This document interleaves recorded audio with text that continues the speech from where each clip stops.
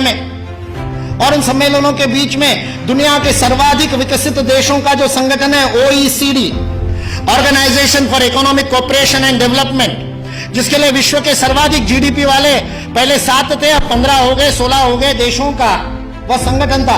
उस OECD ने सन 2000 में एंगस मेडिसन नाम के अर्थशास्त्री को यह काम दिया कि वो विश्व का आर्थिक इतिहास लिखे, और चूंकि उनकी गणना, उनकी हिस्ट्री 0 ईस्वी से शुरू होती है, तो एंगस मेडिसन को भी काम दिया 0 ईस्वी से 2000 ईस्वी तक 2000 वर्ष का आर्थिक इतिहास लिख दीजिए। उस पुस्तक का नाम है economic history of the world millennial perspective by Angus Maddison. OECD.org इस वेबसाइट से आप डाउनलोड कर सकते हैं। 2000 वर्ष का आर्थिक इतिहास लिखा है एंगस मेडिसन में, और वह एंगस मेडिसन कहता है कि पहले 1500 वर्ष 0 ईस्वी से लेकर के 1490 तक, 99 तक, सारे विश्व के GDP में लगभग 2/3 66% योगदान देने वाला देश कोई था तो वो भारत देश था।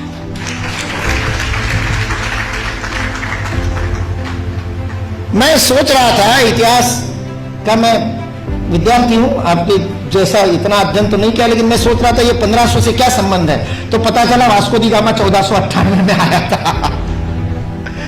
और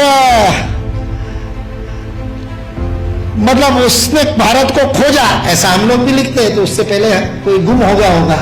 जो गुम हुआ भारत था, वो विश्व के 2/3 GDP को प्रोड्यूस करने वाला, और केवल प्रोड्यूस करने वाला नहीं, विश्व को समृद्धि का अवदान देने वाला, वितरण करने वाला। विल ड्यूरांड अमेरिकन इतिहासकार है, 11 खंडों में उसने लिखी है हिस्ट्री ऑफ सिविलाइजेशन। वह विल ड्यूरांड लिखता है, सारे विश्व को संपदा का वितरण करने वाला कोई देश होगा तो वह देश भारत देश है। वितरण शब्द प्रयोग किया है, लेन देन नहीं, वितरण करने वाला देश। सारे दुनिया में हमारे व्यापारी जाते थे। वो वास्को डी गामा को भी हमारे ये गुजरात का व्यापारी, वास्को डी गामा ने अपनी डायरी में लिखा है, वो गुजरात का व्यापारी पानी के जहाज लेकर के उसको मिला साउथ अफ्रीका में, उसको तो भारत मिला नहीं था।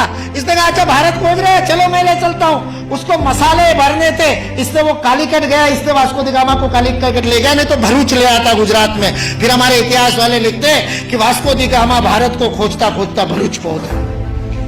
वास्को डी गामा को भारत के व्यापारी कान्हा भाई ने खोजा, मिल गया, और उसको कहते हैं भारत खोजने, चल भाई मैं दिखाता हूं, चल मेरे साथ, और साथ में ले। ये वास्को डी गामा ने अपनी डायरी में लिखा है, वो बेईमान नहीं है, उसको छिपा करके इतिहास की किताबें लिखने वाले बेईमान।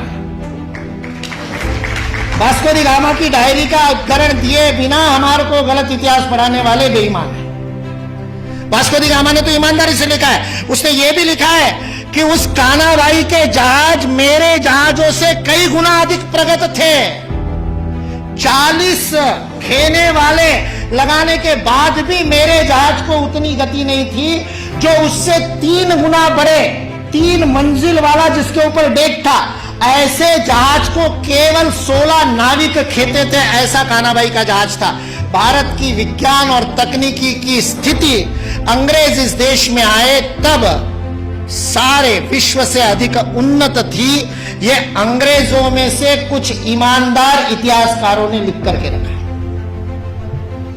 इसलिए जो इस गलतफहमी में है कि अंग्रेज इस देश में नहीं आते तो भारत में तो कोई विज्ञान ही नहीं होता, वो इस बात को समझ ले कि अंग्रेज इस देश में नहीं आते तो केवल भारत का ही नहीं, विश्व का विज्ञान आज है उससे अधिक प्रगत होता।